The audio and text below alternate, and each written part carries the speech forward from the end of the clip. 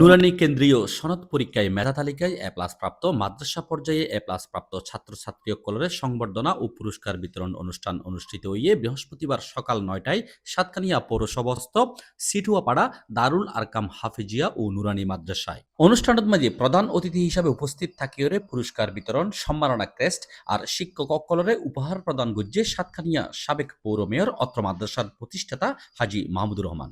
আজকে এই মাদ্রাসাটি ৩ বছর যাবত ৩ বছর আগে শুরু হয়েছে, আজকে ৩ বছর হয়ে গেল।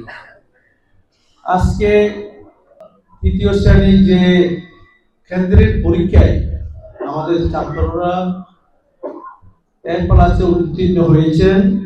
এটা মূল বিষয়টি যেটা তারা এই ছাত্রদের যে শ্রম দিয়ে যে টিচাররা আজকে এই পর্যায়ে নিয়ে এসেছেন, আমি গার্ডিয়ানের পক্ষ থেকে আজকে আল্লাহ রাব্বুল আলামিনের দরবারে লাখো কোটি কোটি শুকরিয়া আদায় করছি। এই মাদ্রাসার উন্নতির রেজাল্ট আমি আসলে কোনো পাবলিকের কাছে আমার প্রশংসার জন্য আমি এগুলা করি নাই, আল্লাহ রাব্বুল আলামিন আমাকে দিয়ে এটা করে নাই। আমার সবসময় আল্লাহর কাছে একটা জিনিস আমি চেয়েছি, এখনো চাচ্ছি, প্রতিদিন ফজরের নামাজের পরে আল্লাহর কাছে একটা জিনিসই চাই, ইয়া আল্লাহ ইয়া রাব্বুল আলামিন গফুরুর রহিম, তুমি দয়া করেছো, মেহরবানি করেছো আমার গ্রামে একটা মাদ্রাসা করার জন্য।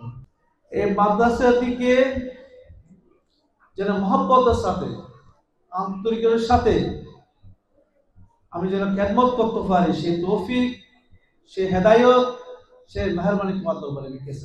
সাতকানিয়ার সাবেক মেয়র হাজি মাহমুদুর রহমান প্রতিষ্ঠিত দারুল আরকাম হাফিজিয়া নুরানী মাদ্রাসাত নুরানী কেন্দ্রীয় সনদ পরীক্ষার মাঝে 15 জন এই পরীক্ষা দিয়ে এবং তারা ব্যাগুনে এ প্লাস পাইয়ে সাতকানিয়ার মাঝে তারা প্রথম স্থান অধিকার করছে।